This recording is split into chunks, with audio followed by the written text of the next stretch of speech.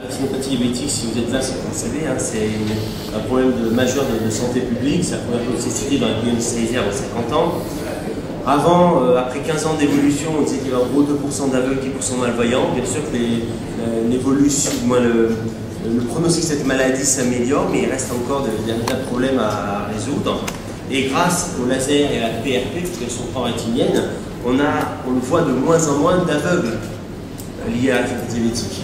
Ils perdaient leurs yeux par cette rétinopathie diabétique proliférante périphérique, et donc maintenant, grâce à cette PRP, on n'en voit plus. Et ce qu'on voit surtout, c'est finalement des malvoyants à cause de l'œdème maculaire diabétique. On n'en voit pas tant que ça, mais on en voit. Et donc c'est là-dessus qu'une partie du topo sera faite vers la fin sur l'œdème maculaire diabétique. Et je vous proposerai à la fin un art décisionnel personnel, que vous n'avez pas encore vu, c'est la première fois que je le présenterai, qui reprend un peu avec maintenant les 3 produits qu'on a à disposition, qui reprend un peu les indications selon l'anti-VEGF ou la dexaméthasone, un plan, on en reparlera. Cet œdème maculaire diabétique, ça entraîne une baisse d'activité visuelle progressive et lente. Vous voyez, en 3 ans, l'évolution naturelle, c'est perdre 4 unités d'IRS. 4 lignes, c'est 20 lettres, hein, c'est important. Alors, on va commencer par une première question, si vous voulez bien à la régie mettre la première question. Donc je pense qu'elle disparaît cette question, c'est la question de la régie qui apparaît. C'est ça, non? Voilà. Non, pas encore. Oui, si, voilà. Donc choisissez les affirmations vraies, s'il vous plaît. La prévalence du diabète dans le monde stagne depuis quelques années seulement. Avant, elle augmentait, mais maintenant, elle stagne depuis quelques années. Deuxièmement, la prévalence du diabète suit la prévalence de l'obésité. Troisièmement, le diabète seul est aussi dangereux pour le système cardiovasculaire, donc même risque cardiovasculaire si vous avez un diabète seul, que être fumeur, plus hypercholestérolémie, plus hypertension artérielle. Vrai ou faux? Et quatrième question, être diabétique réduit significativement l'espérance de vie. Être seulement diabétique. Vrai ou faux? Voilà, si vous voulez noter, répondre, pardon. Donc 45, 50, c'est le nombre de réponses, je pense, hein, en haut à droite, c'est ça. On dit oui. Et donc dans 5 secondes, on va s'arrêter. Je ne sais pas combien on est là à ça, 70, 80. On va voir la réponse. Alors, la prévalence du diabète dans le monde stagne depuis quelques années, malheureusement, non, ça ne stagne pas encore. Et puis les 3 autres réponses sont en effet justes. La prévalence du diabète suit la prévalence de l'obésité. Il y a de plus en plus obèses et c'est vraiment lié à ce risque-là. Le diabète est aussi dangereux, oui, aussi dangereux. Alors, vous imaginez que si vous êtes diabétique, si en plus vous fumez, vous avez hypercholestérolémie et hypertension artérielle, le risque cardiovasculaire est vraiment plus élevé. Et puis oui, ça réduit significativement l'espérance de vie. Juste quelques diapos pour illustrer ça, si on peut repasser sur la présentation.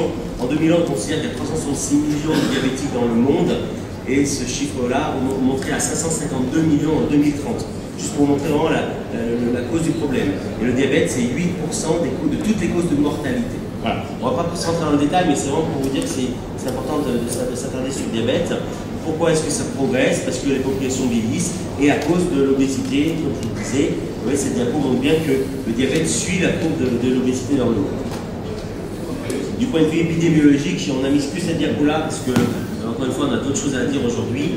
Mais la prévalence et la sévérité de la rétinopathie diabétique sont liées à 5 facteurs. L'ancienneté du diabète, on ne peut rien faire pour lutter contre ça. Le type du diabète, on ne peut rien faire pour lutter contre ça. Par contre, l'équilibre glycémique, là, on peut travailler dessus. L'équilibre tensionnel aussi, l'atteinte rénale, potentiellement. C'est vraiment ça nous montre bien que l'atteinte microvasculaire rénale est liée à l'atteinte microvasculaire oculaire. Et donc, pour l'œil, on considère que ce soit les CCT, KPDS ou les nouvelles conférences, les nouveaux accords professionnels qui sont apparus depuis, mais en gros, on demande aux diabétiques d'avoir une hémoglobine glyquée inférieure ou égale à 7%. Voilà l'objectif. La normale, je vous rappelle, c'est 6,5%. Donc 7%. Et l'objectif pour la tension artérielle, on dit classiquement maintenant, c'est 140 sur 90. Donc inférieur à 14 sur 9. Voilà ce qu'on demande. Alors, premier cas clinique, je passe par Zaina. Bonjour à tous, on va commencer avec le premier cas clinique. Il s'agit de M. M, 31 ans, employé de bureau, diabétique de type 1 depuis l'âge de 16 ans, mal équilibré, donc l'hémoglobine glyquée se chiffre à 9%, pour lequel une photocoagulation rétinienne est en cours aux 2 yeux dans un contexte de rétinopathie diabétique proliférante sévère et bilatérale. Donc au début du traitement, l'acuité visuelle se chiffre à 5/10 par une notoire aux 2 yeux. Voici les images angiographiques donc, de contrôle à la fin du traitement. Donc on peut voir là, sur cette image qui persiste encore en moyenne périphérique, ensuite derrière des zones d'ischémie. Et sur l'œil droit, donc des zones d'ischémie persistantes en inférieur essentiellement. Donc, au cours de la PRP, ce patient présente une baisse d'acuité visuelle. Donc, à droite, 2 dixièmes par Ino 8 et à gauche, 4 dixièmes par Ino 4. Donc, dans un contexte d'œdème maculaire diabétique diffus. Donc, dans ce contexte, on est dans le contexte d'une rétinopathie diabétique proliférante bilatérale du sujet jeune diabétique de type 1, mal équilibré. Alors, qu'est-ce que vous faites? L'apparition ici d'un œdème maculaire en cours de PRP doit-elle faire interrompre la PRP? Est-ce que vous proposez d'emblée une injection intravitréenne d'anti-VEGF avant de poursuivre le traitement par laser? Troisièmement, vous proposez d'emblée une injection intravitréenne d'anti-VEGF sans poursuivre la PRP? Ou quatrièmement, vous réalisez une grille maculaire en cours de PRP?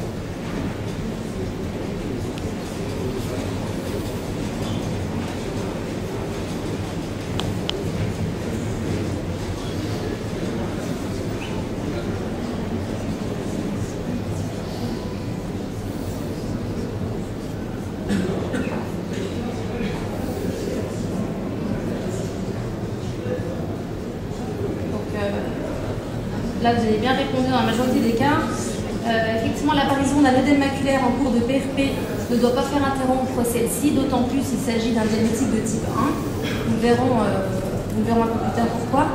Vous proposez d'emblée une injection anti-VEGF avant de poursuivre la PRP? Oui, d'autant plus qu'il s'agit d'un patient jeune, actif, donc je rappelle, il a 31 ans. Vous proposez d'emblée une injection intravitréenne d'anti-VEGF sans poursuivre la PRP? Non, parce qu'on a dit qu'il fallait la continuer. Et la grille maculaire n'est plus indiquée dans le traitement de l'œdème maculaire diffus.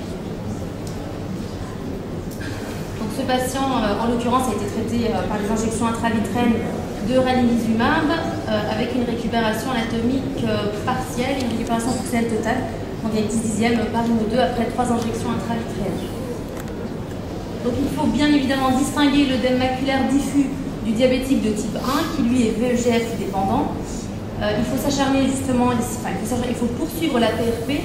On ne doit pas arrêter la PRP même si l'œdème maculaire apparaît, afin de traiter toutes les zones de non-perfusion responsables de la sécrétion VEGF, elle-même à l'origine de l'œdème maculaire. Dans ce contexte, il faut le distinguer de l'œdème maculaire diffus du diabétique de type 2, où là c'est l'hypertension artérielle qui prime. Qu'il faut s'acharner à retrouver et à traiter puisqu'elle est présente responsable de l'œdème maculaire dans 2 tiers des cas. En tout cas, elle l'aggrave. Donc chez ce même patient, vous le voyez 4 mois plus tard, après la dernière injection intravitréenne, il présente une baisse d'acuité visuelle brutale. Le fond d'œil met en évidence une hémorragie intravitréenne dense qui ne laisse pas percevoir le fond d'œil. L'acuité visuelle est limitée à voir bouger la main. Je vous rappelle qu'il avait regagné 10 dixièmes par Ino 2 après les 3 injections intravitréennes. Voici l'échographie. Donc là, il s'agit d'une image statique, mais puisqu'on a réduit le gain, on ne se rend pas compte ici de l'hémorragie intravitréenne qui est dense.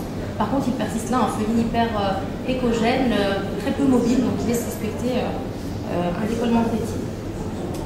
Donc devant cette hémorragie intravitréenne brutale, qu'est-ce que vous faites? Premièrement, vous réalisez soit vous réalisez une vitrectomie washout dans un délai rapide, donc dans les 10 jours. Deuxièmement, vous attendez au moins 6 mois pour une résorption spontanée. Vous proposez une nouvelle injection intravitréenne d'anti-VEGF. Ou quatrièmement, vous complétez la PRP de l'œil contralatéral.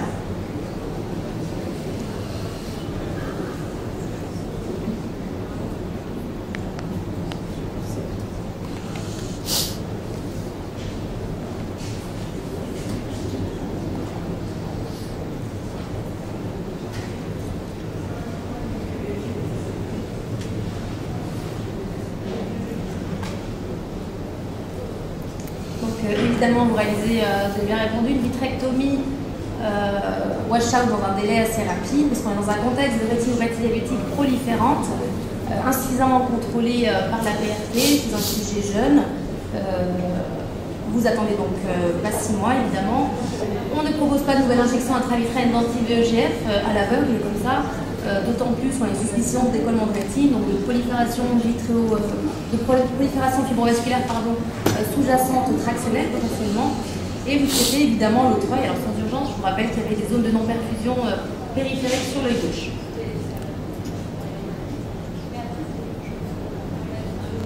Alors il faut évidemment faire attention à l'utilisation des anti-VEGF en préopératoire. Donc, par exemple un cas ici, alors c'est pas le même patient, mais un patient qu'on a traité par anti-VEGF dans dans l'optique de l'opérer les jours suivants en raison d'un événement intercurrent en fait, de santé. Il a pu être opéré qu'à J13. Et voici donc l'image du fond d'œil en péropératoire. Donc on voit ici de nombreux voiles fibrovasculaires tractionnels. Heureusement, ça s'est bien terminé après dissection de tous les voiles fibrovasculaires. La rétine avait été réappliquée sous silicone. Et il faut bien retenir que le délai donc, doit être court entre l'injection intravitréenne d'anti-VEGF et la chirurgie. Donc on dit environ inférieur à 7 jours.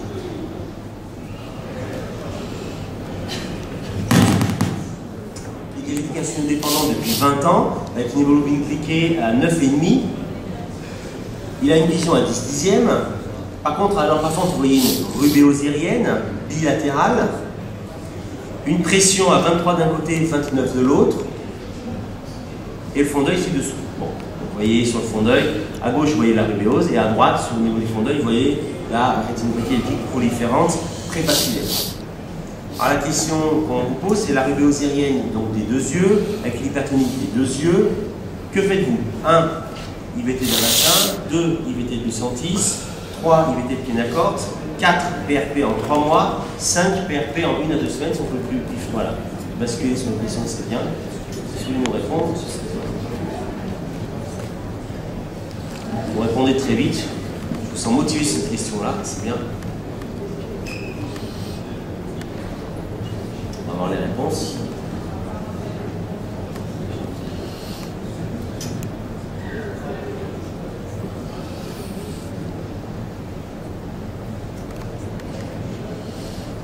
Alors, le classique, c'est le vert. Vous avez tout à fait raison. C'est classiquement, c'est une PRP en urgence. Moi, quand j'étais interne, les gens, on les hospitalisait, on faisait une PRP à laser Arcon, même pas Pascal. Hein. Dans la semaine, ils avaient leurs yeux laserisés. Maintenant, bien sûr, le pronostic des glaucomes néovasculaires a été bouleversé, modifié complètement par les anti-VEGF. Classiquement, c'est l'Avastin, parce que vous n'avez pas le droit d'utiliser le Lucentis, sauf que maintenant, le Lucentis, on peut aussi utiliser, si vous faites partie de l'étude qui s'appelle l'étude Eclipse, vous pouvez utiliser dans le cadre d'une étude clinique le Lucentis dans les indications hors AMM, pas les indications, mais dans certaines indications hors AMM, notamment le glaucome néovasculaire. Donc le Lucentis, potentiellement, ça fait partie de cette étude-là. Le Kenacort, c'est sûr que c'est non, 0%, je vous félicite. Et la PRP en 3 mois, ça peut être juste maintenant. Ça peut être en 3 à 6 mois. C'est-à-dire que si vous maintenez l'œil devant un glaucome néovasculaire avec une prolifération rétinienne, une rétinopathie électrique proliférante, si vous n'êtes pas en stade 3 ou 4 de glaucome néovasculaire, c'est juste la rubéose qui commence, la tension commence un tout petit peu, vous pouvez tout à fait faire régresser la pression intraoculaire par les anti-VEGF seuls, stade 1, stade 2 du GNV. Et donc avec des anti-VEGF une fois par mois, on peut tout à fait avoir le temps, tranquillement, parce que si au niveau du fond d'œil c'est juste une proliférante avec quelques néovaisseaux, pas des gros voiles fibreux qui peuvent se rétracter, mais juste quelques néovaisseaux, on peut tout à fait avoir le temps de faire la PRP, et ça on le fait régulièrement, des PRP en 3 à 6 mois classiquement, parce qu'on est protégé par des anti-VEGF régulièrement. D'accord? Donc là, ça a été modifié. Le traitement du GNV, c'est bien sûr une urgence. Il faut faire le traitement, quel que soit le GNV, le traitement étiologique et le traitement symptomatique. Étiologique, c'est facile, c'est la PRP chez diabétique. Le traitement symptomatique, c'est traiter la tension intraoculaire et si possible aussi les néovaisseaux. Donc c'est les hypotonisants et la corticothérapie locale, plus il faudrait rajouter, pour le diabète spécifiquement, les anti-VEGF. D'accord? Qui font partie du traitement symptomatique. Et c'est juste pour montrer une image qui est très impressionnante, c'est le même patient avant et après de bevacizumab. Là c'est un GNV sur mélanome. Le contexte est différent. Je vous rappelle juste en 2 diapositives les stades du GNV. Le stade 1, c'est la rubéosirienne débutante. Le stade 2, vous avez un angle iridocornéen qui est encore ouvert, une membrane qui commence à peine à se former, il est encore ouvert l'angle. Le stade 3, c'est trop tard, vous avez déjà les goniosynéchies, la membrane existe dans l'angle. Et à ce stade-là, même avec l'anti-VEGF, vous ne faites plus régresser l'hypertonie intraoculaire. Et le stade 4, c'est le vrai GNV, vous connaissez, avec la douleur, l'angle fermé 360 degrés, l'électropyon l'iris. Et le traitement, c'est quoi? Pour la rubéosirienne, c'est bien sûr anti-VEGF et PRP. Pour le stade 2, c'est anti-VEGF, corticoïdes locaux, hypotonisants cycloplégiques, et c'est un stade 1 mais un peu plus rapide. Hein, il faut aller un peu plus vite que au stade 1, mais c'est à peu près pareil. Le stade 3, je vous ai dit, malgré les anti-VEGF, la pression ne régressera pas parce que cette fois il y a une membrane, il y a des goniosynéchies réelles, et donc c'est une chirurgie filtrante ou une cyclodestruction au laser diode ou YAG. Et puis le stade 4, vraiment, c'est une fréquence intégrée, et là aussi avec les cyclodestructions. Alors, le troisième cas clinique, si on veut, voilà. C'est un monsieur de 77 ans qui est adressé pour chirurgie de la cataracte. Donc il a un diabétique, il a un diabète requérant depuis 20 ans, mal équilibré. Il ne peut pas dire à quel taux son hémoglobine glyquée. Il a une mauvaise observance, il est vraiment peu compliant. On l'a vu il y a peu de temps, hein, il a une PRP à droite, pas confluente, mais une PRP. Pression, 29 à droite, 16 à gauche. À droite, qu'est-ce qu'on voit à l'examen clinique? Une cataracte opticulaire à 3,3, une sous-capsulaire postérieure importante au niveau des deux yeux, donc ça nous gêne quand on voit la profondeur. On voit une pseudo-exfoliation capsulaire sur la capsule de l'œil droit, uniquement à droite, et une rubeose irienne qu'on voit alors à fente à gauche. On a du mal vraiment à en trouver une à droite, pourtant il y a une pression élevée à droite. En gonioscopie, on ne voit pas de néo-vaisseau, l'angle est ouvert, et l'angiographie donne ça. Donc on voit que la PRP est loin d'être confluente à droite. Par contre, vous voyez, ça diffuse un peu sur le rebord pupillaire à l'angiographie de l'iris. Pourtant, on n'avait pas vraiment vu de néo-vaisseau. Donc on peut quand même considérer qu'il y a une rubeose irienne. Et à gauche, en fait, donc oui, stade de GND, stade 2, rubéose, HTIO, angle ouvert. Et à gauche, donc on voit une diffusion prépapillaire. Une rétinopathie donc proliférante. Là aussi, ça diffuse un peu sur l'iris. Donc c'est un tableau de RDP compliqué de rubeose irienne. Là, il n'y a pas encore d'hypertonie. Ce patient est adressé par la ville parce que l'ophtalmo de ville n'arrive plus à continuer sa PRP en disant la cataracte est trop importante, en plus il ne vient pas bien au rendez-vous, je te le confie pour que tu te prennes en charge. Comment c'est passé? Les séances sont tentées sans succès parce que la cataracte gêne trop. Et donc la question c'est qu'est-ce qu'on fait? Donc premièrement, chirurgie de la cataracte, puis PRP douce en 2 mois. Deuxièmement, chirurgie combinée, phaco-vitrectomie endo-laser, on fait tout en même temps. Phaco, vitrectomie, endo-laser, on fait du PRP pendant la chirurgie. Précéder une unité d'anti-VEGF assez vite, en urgence rapide. Hein. Ou alors une unité d'anti-VEGF en urgence, puis chirurgie de la cataracte tranquillement, puis laser transpupillaire 360 degrés en 1 ou 2 séances, c'est possible laser Pascal pour aller vite, en post-opératoire rapproché, immédiat entre guillemets. Ou quatrièmement, il faut basculer sur une question quand vous voulez, c'est les mêmes. Puis quatrièmement, équilibre glycémique et contrôle dans 1 mois, parce qu'il m'a pas bien équilibré quand même, il est liquide à 9,5. Ou cinquièmement, éviter de triamcinolone en urgence, puis chirurgie de la cataracte.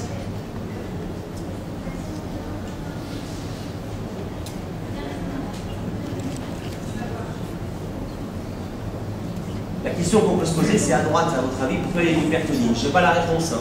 C'est qu'est-ce que c'est un glaucome parce qu'il y a une isolation capsulaire?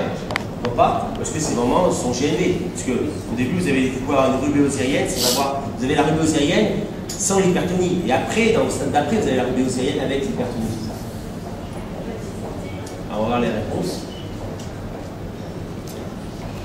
Oula, l'ordinateur va tomber bientôt, quelques instants. Vous savez ce que je vais faire? Je vais enlever l'ordinateur qui est en dessous. Parce que sinon, il va faire tomber celui-là. Vous auriez dû l'enlever, messieurs de la régie.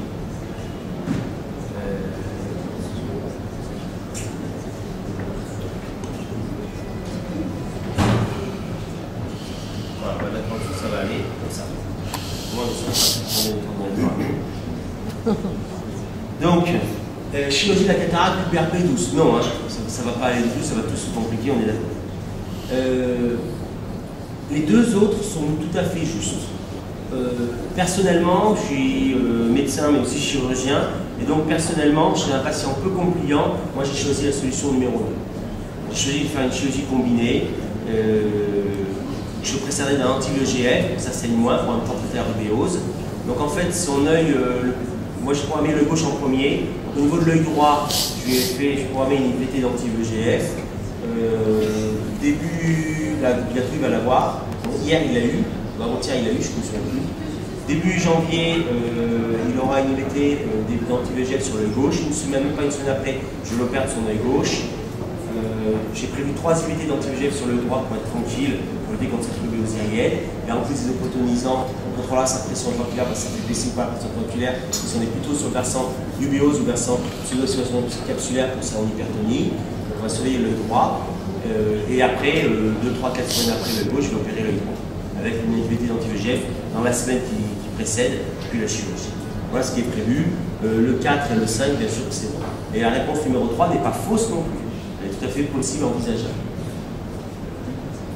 Donc, juste pour vous dire que vous le savez, la PRP est indiquée dans les cas de rétinopathie diabétique proliférante. En Europe, on la réserve et ailleurs aussi, en dehors des États-Unis, on va dire. On la réserve aussi pour la rétinopathie diabétique non proliférante sévère. Aux États-Unis, ils le font moins, plutôt qu'il y ait des néo-vaisseaux, donc la proliférante. Mais ça dépend encore une fois, ça peut dépendre des écoles et des médecins. En tout cas, ça a montré son efficacité.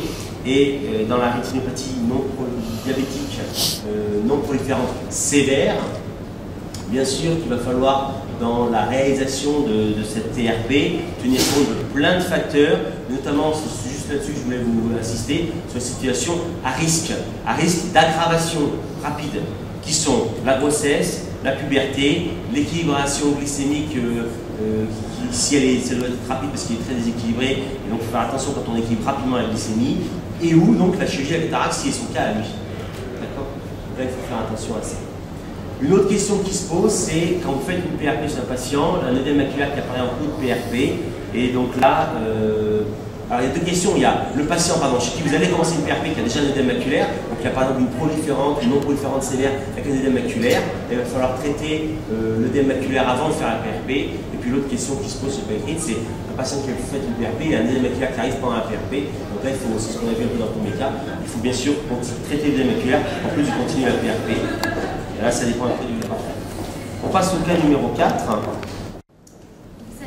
H, 46 ans, avocat, diabétique de type 1, âgé de 32 ans, mal équilibré avec une hémoglobine glycée à 8%, hypertendu et équilibré avec une monothérapie, son acuité visuelle est conservée à 10e par une 2. Les segmentaires sont calmes, notamment pas de rubéosérienne. Au fond d'œil, il n'y a pas d'œdème maculaire et vous suspectez une rétinopathie proliférante. Voici l'angiographie, donc on voit des clichés à centrer sur le pôle postérieur et en supérieur uniquement. Donc on note sur ces clichés des néovaisseaux donc sur les deux yeux, alors très débutants. Là c'est des clichés assez précoces, donc on ne voit pas la diffusion en fait, mais c'est vraiment des néovaisseaux qui diffusent. Et ici des zones d'ischémie donc en supérieur. Donc on est devant un tableau de rétinopathie diabétique proliférante minime bilatérale. Vous décidez donc de débuter une PRP au laser Pascal à raison d'une séance par mois à chaque œil. Voici l'angiographie de contrôle post-PRP. Donc là, on note à droite la persistance des néovaisseaux au pôle postérieur, avec peut-être quelques petites zones non traitées en périphérie, en extrême périphérie, en nasale supérieure et inférieure. Et à gauche, on est passé à un stade déjà compliqué, puisqu'il y a une hémorragie intravitréenne, là, prépapillaire et puis en inférieur, qui masque aussi des zones de non-perfusion. Donc pour cette PRP, on l'a traité donc au Pascal. Les paramètres Pascal étaient de 325 mW, 20 millisecondes pour le temps d'exposition, un spot de 200 microns et il a été traité environ par 2000 spots en 4 à 5 séances pour chaque œil. Dans ce contexte, là, avec les angiographies que je vous ai montrées, vous considérez 1. que le traitement est efficace, 2. vous complétez la PRP aux deux yeux, 3. vous estimez que la durée d'exposition des impacts était insuffisante, 4. le nombre d'impacts est insuffisant.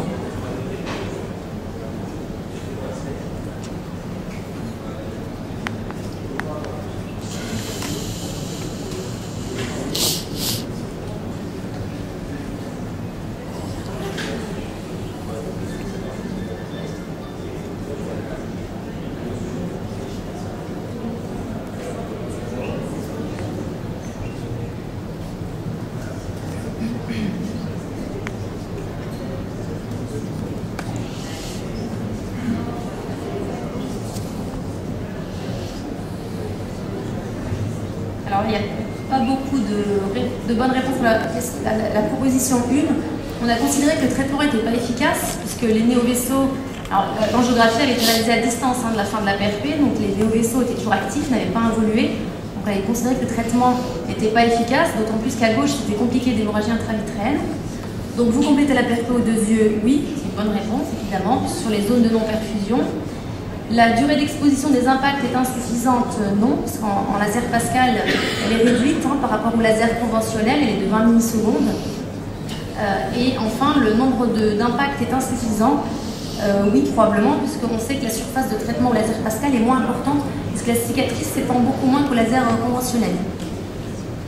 Alors justement, des études avaient comparé les 2 lasers, multispot et laser conventionnel argon, avec les mêmes paramètres de réglage, donc sauf la durée d'exposition qui est réduite pour le laser Pascal, et chez les patients qui avaient des rétinopathies diabétiques proliférantes, qui ont été traités avec le même nombre de spots, on avait constaté donc, dans cette étude qu'il y avait plus d'échecs au laser Pascal, donc 73% au lieu de 34% au laser argon, et s'était posé la question dans cette étude d'une surface de traitement qui était moins importante.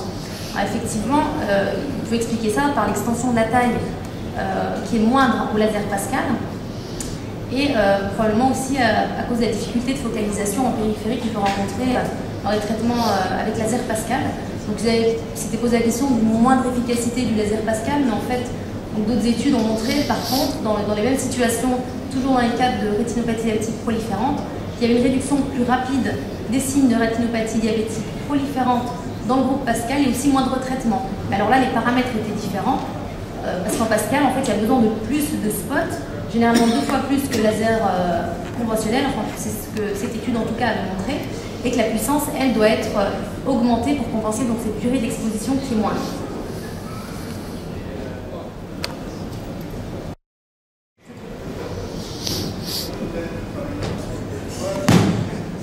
Donc là, on va rentrer dans l'œdème maculaire diabétique. Donc c'est un patient DMIé depuis 15 ans. Il y a une question? Pardon. Oui, allez-y. 40 depuis 5 ans, qui a une hémoglobine glyquée pas mal, 7,5.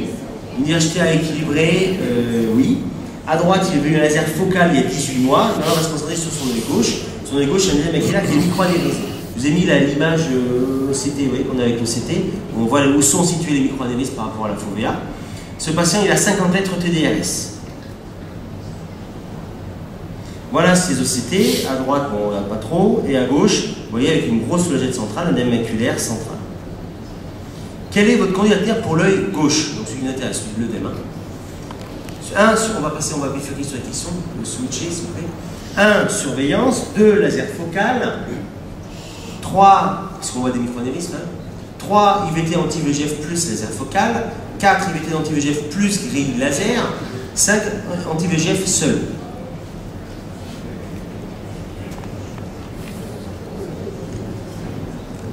Donc on dit classiquement qu'il y a des microanévrismes qui diffusent. Alors je ne vais pas montrer vraiment dans la géographie là. Mais on dit qu'il faut taper sur les microanévrismes, donc faire du laser focal. Mais après, ça dépend de l'endroit où sont situés les microanévrismes.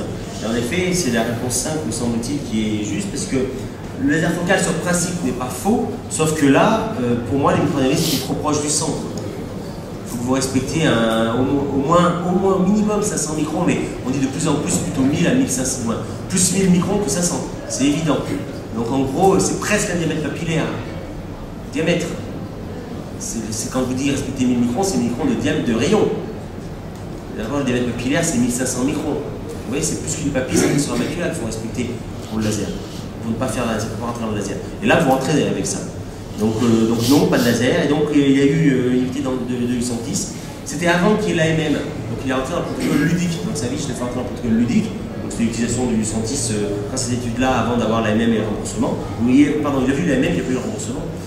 Et donc, il a gagné de 50 lettres, il est passé à 63 lettres. Il a gagné 13 lettres. Et ce patient, on l'a suivi avec des injections régulières. Ah oui, pardon. Ah ouais, il faut basculer, bien sûr. Merci. Donc voilà. Donc, il est passé de 50 lettres à 63 lettres. Et donc, il y a eu des injections régulières.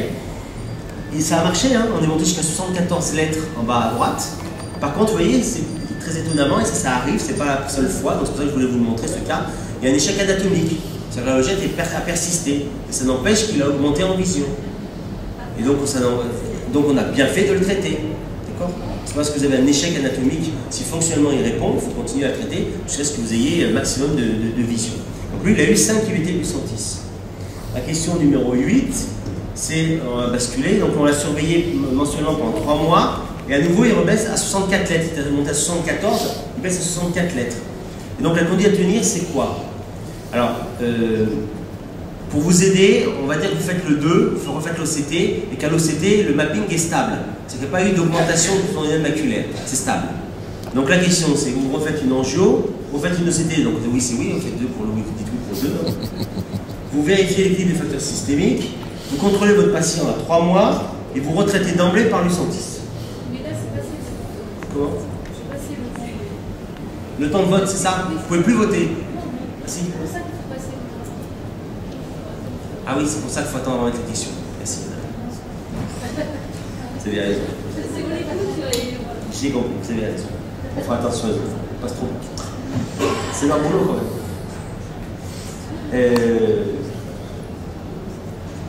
Donc c'est bien.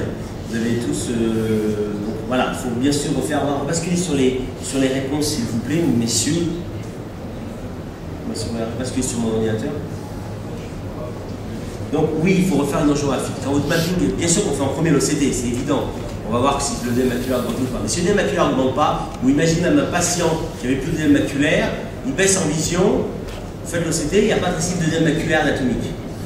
Il faut refaire une angiographie, absolument, parce qu'il faut chercher une ischémie maculaire. Il y a d'autres causes à la baisse de vision que l'œdème maculaire chez le diabétique. Il faut vérifier bien sûr l'équilibre des facteurs systémiques, chez lui il n'y a pas de déséquilibre. On va voir le patient juste à 3 mois sans poser de questions, non, hein. Ouais, d'accord, vous avez tous eu juste. Et il faut retraiter d'emblée par Lucentis. Après tout ça, oui, au final on l'a retraité. Donc on a retraité nos patients, il est passé de 64 à 68, puis 72 après une nouvelle injection, puis 74. On continue ou on ne continue pas à injecter? Donc on fait une injection, il passe 68, on fait une injection, il passe 72, on fait une injection, il passe 74. Est-ce qu'on continue? Non. Donc là on ne l'a pas mis en question. Hein. Qui dit oui? Qui dit non? La réponse, en effet, c'est oui, parce que le gain de lettres est important, plus de 5 lettres, on est à 6 lettres de gain, donc pour l'instant on continue à gagner, donc il faut continuer à traiter, voir si on ne peut pas augmenter encore plus. Donc, sachez que, pour la conclusion sur cette partie-là, pas la conclusion finale, cette partie sur cette clinique-là, c'est, donc on a une normalisation inconstante du profil fovulaire avec le Lucentis, malgré une efficacité sur l'acuité visuelle, ça peut arriver. On peut avoir une cible de l'œdème maculaire sans BAV parfois, mais très souvent la BAV va arriver secondairement. On traite et on retraite selon l'acuité visuelle, mais aussi l'imagerie OCT. Vous savez que donc, si l'OCT est normalisé, mais l'acuité visuelle n'est pas encore stable, on repique. Mais s'il y a une récidive anatomique sans baisse d'acuité visuelle, on peut aussi retraiter maintenant. La MM du Lucentis a changé. On va vous le montrer à la fin de ce topo. Mais la MM du Lucentis a changé récemment. On va le revoir ça en juin 2014, si je ne dis pas de bêtises, c'est juin, le mois. Et puis, on peut avoir des baisses de vision possibles sans modification OCT, si par exemple vous avez une ischémie maculaire, ou si malheureusement des exudats ont précipité en rétrofovéolaire. Voilà. Cas clinique numéro 6, c'est pour moi. 20 ans, insulinoricarant depuis 15 ans, une hypertension à 15/8, hémoglobine glycée à 7,5, PRP débuté puis abandonné par la patiente, elle est adressée pour la suite de sa prise en charge. Elle est à 3 dixièmes P5 à droite, 1 dixième P10 à gauche, une cataracte, pas de rubéose. Pardon.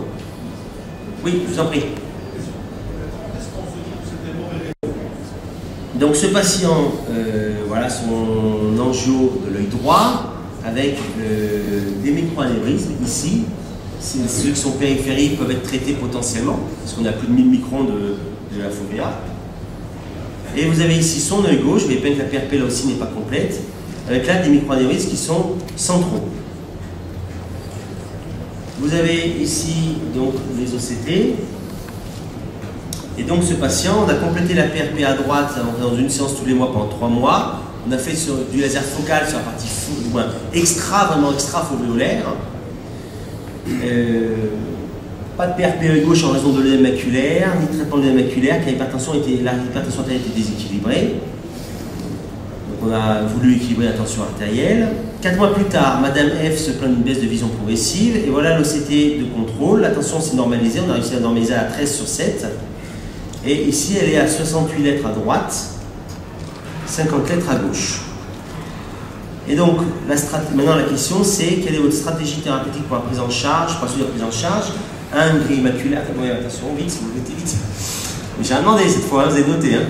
Grille maculaire au laser Aragon à gauche, IVT d'Ozurdex à gauche, IVT d'anti-VEGF à gauche, chirurgie de la cataracte aux 2 yeux, contrôle dans 3 mois. Encore quelques secondes pour voter.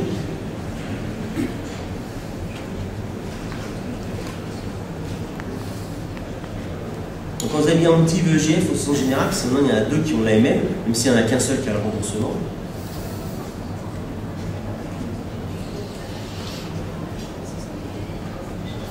Alors, on va voir les réponses. Alors, la grille maculaire, elle est vraiment passée maintenant en arrière-plan. L'IVT d'Ozurdex, non pas en première intention comme ça. Il y a l'AMM de l'Ozurdex, mais pas encore le remboursement. Donc, c'est une patiente FAC de 53 ans. On ne va pas comme ça commencer tout de suite. En tout cas, tant qu'il n'y a pas le remboursement, c'est évident qu'on ne va pas se lancer avec un échantillon tout de suite là-dessus. IVT d'anti-VEGF, oui. Depuis août, il y en a 2, c'est Lucentis et Léa. C'est Lucentis seul pour l'instant qui a le remboursement. Chirurgie de la cataracte, non pas en première intention, parce qu'il y a l'œdème maculaire. En plus, on traite l'œdème maculaire avant de se spécialiser sur la cataracte, on va tout aggraver. Et le contrôle en 3 mois, non, parce que non, il est plutôt équilibré sur la tension artérielle, l'équilibre glycémique était correct, donc non, on va pas besoin d'attendre. Donc on a fait 3 IVT de ranibizumab, et on n'a pas eu de bénéfice fonctionnel ni anatomique. Et donc je vous repose la question, qu'est-ce qu'on fait finalement pour cette patiente, cet œdème maculaire? Donc, ah ben pardon, ah ben oui, je ne suis pas entré là, ah oui, je vais plus vite. Donc on a fait les IVT, donc il n'y a pas eu de bénéfice anatomique fonctionnel. Et donc je vous repose la question, donc 3 IVT de Lucentis, ça ne marche pas du tout, d'accord, on n'a absolument aucune augmentation, ni anatomique ni fonctionnelle, les lettres ne bougent pas, donc qu'est-ce qu'on fait? Grille maculaire au laser argon, IVT d'Ozurdex, IVT de Léa, vitrectomie de pelage, une nouvelle série d'encore 3 IVT de Lucentis.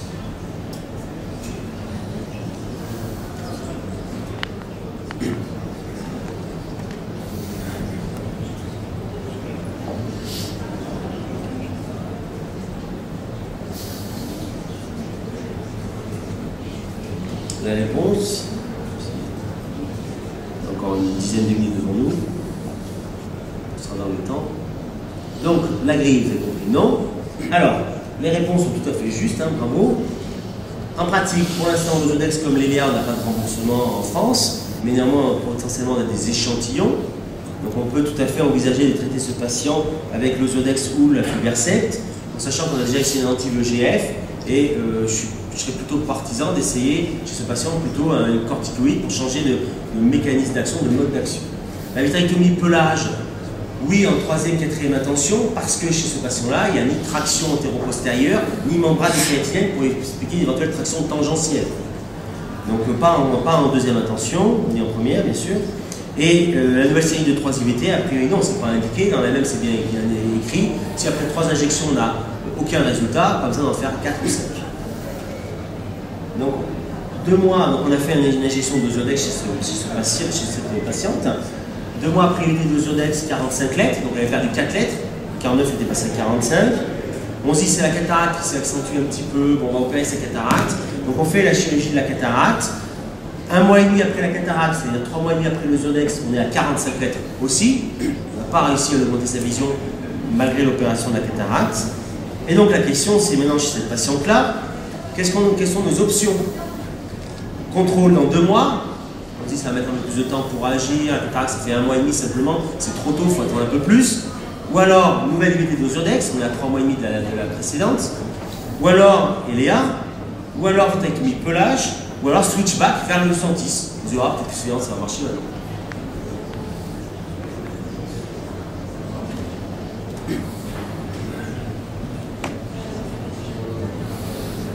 Il n'y a pas une bonne réponse et des mauvaises. Hein. Ça se discute, c'est comme toujours en médecine. Hein. On va voir les réponses dans quelques instants. C'est intéressant de voir ce que vous allez faire. Alors, qu'est-ce que vous faites? Contrôle dans 2 mois, 8,47%. Donc, je l'ai mis juste, vous allez voir pourquoi. Nouvelle IVT d'Ozurdex 18, donc vous aviez un certain nombre qui avait envie de réinjecter. Pourquoi pas? On est à 3 mois et demi, l'Ozurdex marche moins, et on est très proche de la chirurgie de la cataracte. Mais bon, ça n'a pas marché la première fois. IVT d'Eléa, c'est tout à fait logique, parce qu'on se dit on va changer une mode d'action, encore une fois, parce que l'Eléa c'est quand même pas le Lucentis, c'est pas pareil. Il y a l'anti-PLGF, placenta growth factor, donc ça peut agir. Hysterectomie pelage, on a dit, troisième, quatrième intention, donc pourquoi pas, c'est pas faux non plus. Switchback, je pense qu'il y a peu d'intérêt, ça a peu de chances de filer des marchés. Et en fait, cette patiente, moi j'ai fait le 1. Moi j'ai fait le 1, je me suis dit on va attendre un tout petit peu, on va temporiser. Le 3 Luxembourg ça ne marche pas, un Ozurdex ça n'a pas l'air de marcher, la cataracte ça fait juste un mois et demi, on est peu à distance de la cataracte, donc on va attendre. Et 2 mois après, cette patiente a passé de 45 à 60 lettres, sans avoir rien fait de plus, d'attendre un peu. Et je voulais juste vous livrer cette étude, vous connaissez l'étude MID peut-être, pour certains d'entre vous, l'étude pivotale qui a permis à l'Ozurdex d'avoir son AMM dans l'œdème maculaire diabétique. Et dans l'étude MID, on voit les patients pseudo-FAC ont gagné pas mal de vision, et les FAC, après chirurgie qui ont été opérés à la cataracte, après gagné un tout petit peu moins. C'est cette diapo-là. C'est 4,3. On est à 4,3 ici. Je vais avoir une flèche, je ne sais pas si j'ai mis alors, là, une flèche là. Non, je n'ai pas de flèche ici. Là, voilà, j'ai ma flèche. Et on a 4,3 chez les patients FAC. Versus 6,5 là chez les pseudo-FAC là. Mais en fait, ce qui est intéressant, c'est cette. Oui, merci. Ce qui est intéressant, c'est cette diapo qui a été présentée à l'American Academy au Society Day à Chicago il y a 1 mois en arrière, 2 mois en arrière. C'est qu'ils ont séparé suivant le délai post-opératoire. Et vous voyez, quand on se met à 6 mois, 9 mois ou 12 mois post-opératoire, en fait, on augmente. Donc, quand vous opérez un patient de cataracte, œdème maculaire diabétique traité par Ozurdex, à 1 mois et demi post-cataracte, vous avez loin d'avoir l'acuité visuelle maximale. Et attendez 6, 9 mois, 12 mois, et là vous aurez l'acuité visuelle maximale. Et vous voyez, on monte à 6, 7, et sur 6, 5 sur la pseudo-FAC. Donc il n'y a pas de perte de chance à opérer des patients de cataracte qui sont traités par Ozurdex pour un œdème maculaire diabétique. Il faut vous mettre un petit peu plus à distance, et pas juste évaluer à 1 mois post-opératoire.